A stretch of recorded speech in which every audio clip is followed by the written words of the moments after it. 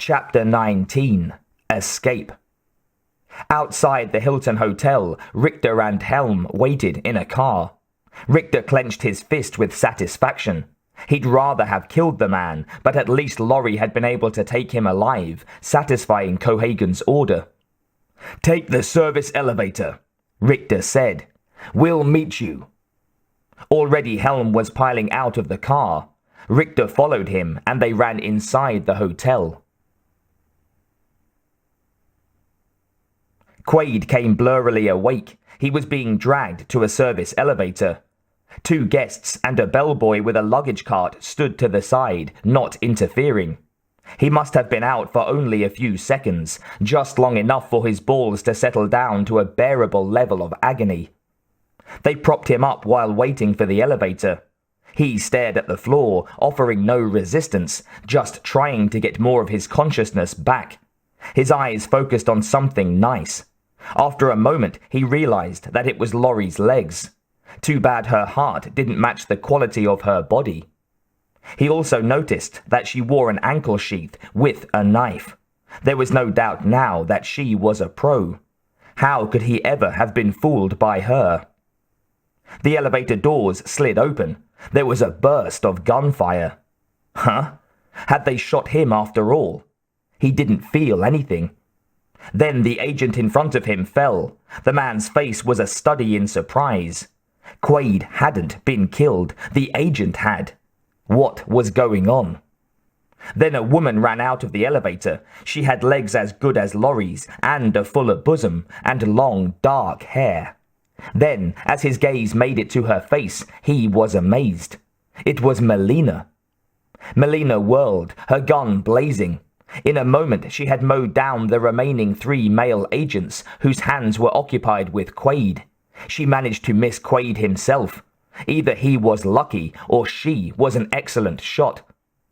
Laurie dropped to the floor, swung her legs, and swiped Melina's feet out from under her. The gun went flying. Laurie grabbed Melina's hair and yanked back so hard she almost broke the woman's neck. She wound Melina's hair around her fist, anchoring the head, and smashed her face into the wall. Once, twice, 3 times. Melina stopped fighting. Quaid knew the feeling, having just experienced it himself. He squirmed over to the pile of agents' corpses. His hands locked behind his back, he wrested a gun from a dead hand. The agents had guns, they just hadn't been using them on Quaid. This time. Laurie pulled her knife from the ankle sheath. She lifted it high, preparing to plunge it into Melina's heart. But she paused a moment. Melina's eyes came into focus. She saw the blade poised above her. That was what Laurie had been waiting for. She evidently knew who Melina was. His dream girl. She wanted Melina to see it coming. Maybe she also wanted Quaid to see her do it. She was out to hurt him any way she could, and she had found the perfect way. "Don't!" Quaid cried. He wasn't pleading, he was warning. Laurie turned and saw that he had her in the sights of his pistol, but she also saw that he was contorted, with his hands cuffed behind his back. Could he fire accurately from that position? Laurie's manner changed, in the chameleon-like way that she had. She evidently knew the answer to the question of his accuracy. "Doug," she breathed. "You wouldn't hurt me, would you?" He kept the gun aimed at her. Laurie lowered her knife and brought her hands together innocuously. "Be reasonable, sweetheart. We're married." Yes, so it had seemed once, but he knew better now, much better. His gun did not waver. Laurie subtly pulled the knife into the throwing position, holding the tip of the blade. He had no doubt of her ability to hurl it exactly where she intended. He had become her primary target. "Consider this a divorce," he said gruffly. Laurie swung her arm back for throwing. Quaid fired. The bullet struck her in the forehead. The knife dropped from her hand, then Laurie dropped. He might have let her go, even after her attempt to kill Melina. He hated to kill women. But she had proved her nature right to the end. She was all agent, as brutal as any of the goons, and more dangerous than most. It had to be done. Melina sat up, battered and shaken. She had evidently not expected to be bested in combat by another woman. This was your wife? Quaid nodded. He had done it, and he knew it was justified, but it still made him sick. Obviously, Laurie not only had not loved him, she hadn't even liked him. He had not loved her, but he had liked her. He had killed her with a far heavier heart than she would have had if she had killed him. What a bitch, Melina said. That pretty well summed it up. 8 years, or 6 weeks worth of it, had been wrenched from his experience. It hurt.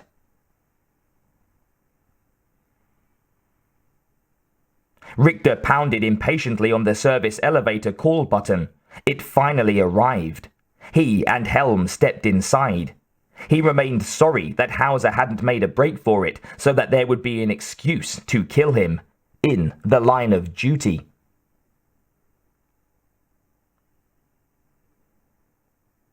Melina crawled painfully over to Laurie and searched her pockets. Quaid watched her. "Drop by on your coffee break?" he asked sarcastically. "Time off from work?" "This is my work," she replied.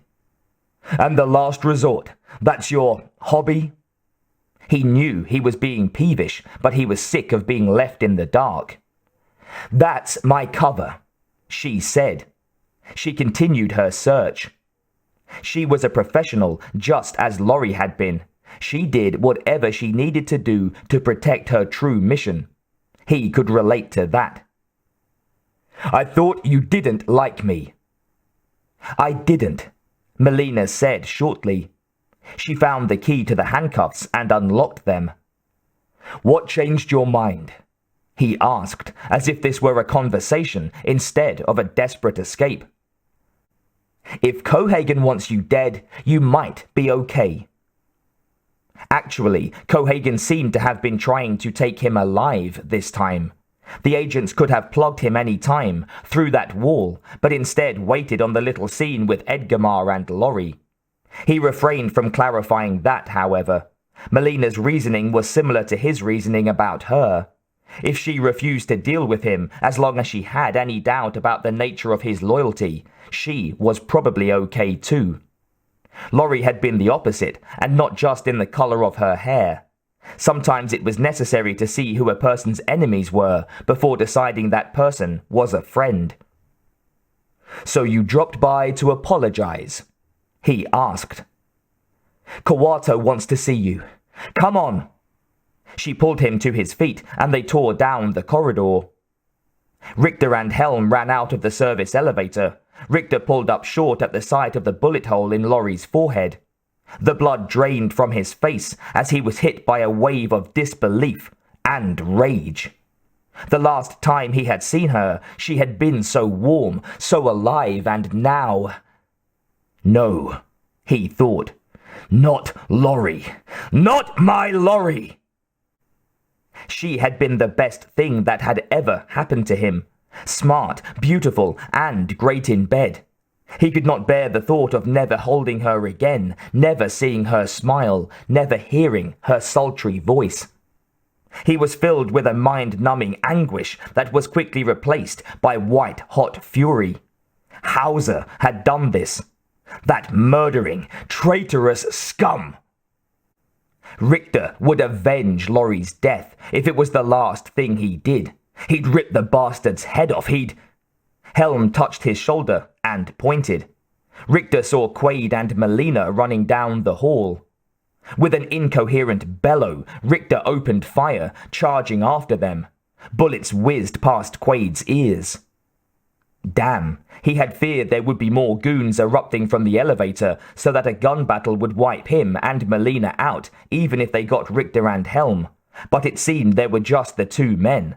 Now any hesitation, any attempt to get into position to fire accurately would put them at a fatal disadvantage. They had to keep running. They came to an exit door. Melina pulled at it. It refused to open. "Shit!" she exclaimed. They kept running, having no alternative at the moment. They headed towards the big window at the end of the corridor. Outside the window, there was only the red sky and geodesic framework, with no indication of any surface to stand on. "Now what?" Quaid asked, seeing the dead end coming. "Jump!" she replied succinctly. Had he been in better command of his wits, he might have balked, but he remained a bit unbalanced from the knockout. Maybe it was the same with her. Well, if he was going to take a fall, she was the one he wanted to do it with. He remembered the dream. They leaped together and crashed through the window. They sailed through the air and fell, and parts of Quaid's life passed before his eyes, and he gained a new understanding of what was buried in his mind. It did relate to the welfare of mankind. Then he looked down and saw the rooftop just 6 feet below. Melina had known of it, obviously.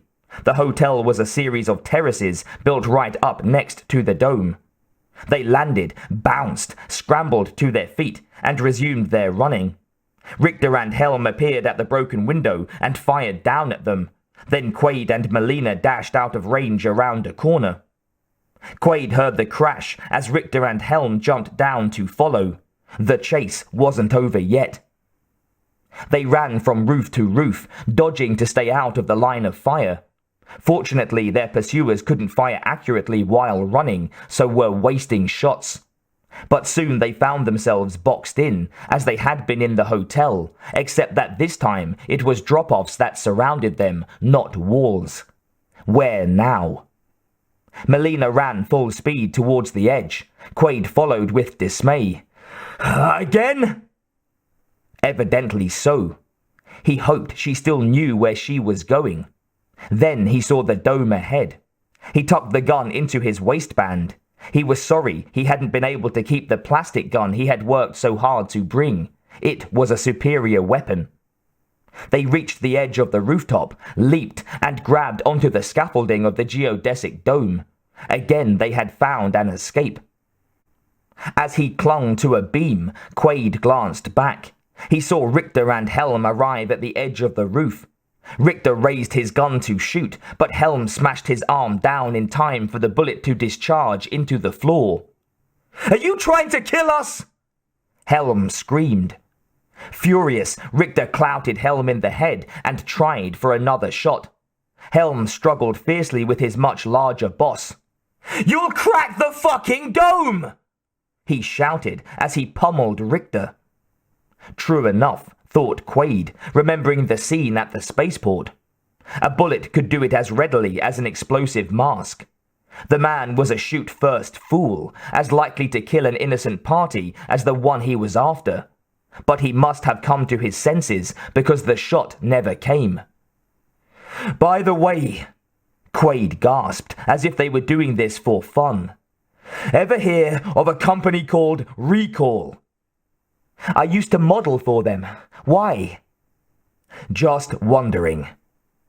Things were falling into place in his mind, even as they were coming apart in other ways. Quaid followed Melina as she athletically edged along beams, slid down pipes, and swung from strut to strut. She might look like a woman of leisure, but now she was an acrobat. But his contortions dislodged the gun at his waistband. Quaid couldn't catch it. With regret, he watched it fall. Melina had either ditched hers on the roof or lost it similarly. Now they had no way to fire back. Meanwhile, Richter and Helm were climbing down the side of the hotel, a much easier and shorter task. They were gaining. Quaid and Melina dropped to the ground next to a solid wall. Richter and Helm landed almost simultaneously. They ran forward, shooting. Quaid looked around and saw nowhere to hide. He searched frantically for his dropped pistol, but it was lost amid the materials at the base of the dome, and there was no time to get it anyway. Things looked bad for the home team. Richter slowed to a walk as he came within range. He leveled his gun, taking more careful aim. He was grinning. He intended to take no prisoners. Then a car screeched around a corner, cutting off Richter and Helm. It stopped in front of Quaid and Melina. It was Benny, the drivester cabbie. "Need a ride?" he said. They dived into the cab, tumbling over each other as Benny gunned it and fishtailed away. "The last resort!" Melina gasped. "Quick!" Richter fired from the curb and the rear window shattered. Quaid pulled Melina down low to avoid the flying glass. "Jesus!" Benny yelled. "Y'all in trouble?" He put the accelerator to the floor. Behind them, Richter and Helm clambered into their car and peeled out into traffic, guns blazing. Benny swerved into the main tunnel. "What you doing to me, man? I got 6 kids to feed!" Benny made a sharp left into a tubeway that led across the chasm. The motion flung Quaid and Melina together. He wished they could do it deliberately. As it was, he disengaged carefully, not wanting to set off any misunderstandings. The pavement of this tubeway was not quite even. As the car passed from segment to segment at high speed, lights flashed and the tires made rhythmic sounds. Kalumph, kalumph, kalumph, transmitted through the chassis. The effect was oddly soothing. The rear windows shattered. Quaid and Melina ducked down, almost banging heads. "You got a gun, Benny?" Quaid asked. "Under the seat, man!" Quaid fished under the front passenger seat and found a gun mounted in a concealed sheath. He pulled it out and checked it. It was a Pro Special, loaded. This cabbie knew how to protect himself when he had to. He looked back. Richter was leaning out of his car. There was a muzzle flash. Benny's rearview mirror was blown off. Richter was getting better. Quaid leaned out a window and fired back, carefully.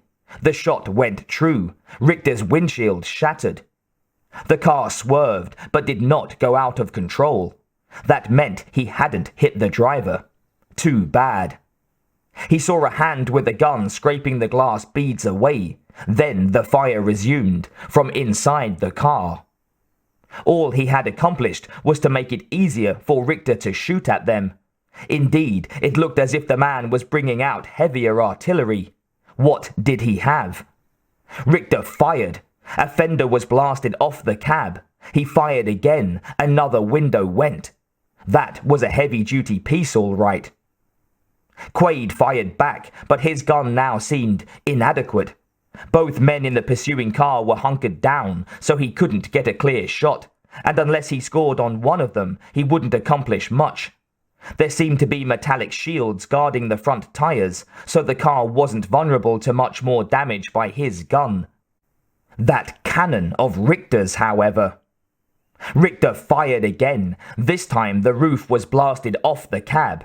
"Fuck!" Benny exclaimed. "This cab ain't even paid for!" There was worse coming. Benny's tire was blasted as they went through a curve. The cab went out of control and flipped over, sliding to a stop in the Venusville Plaza. Quaid was hardly aware of what he did.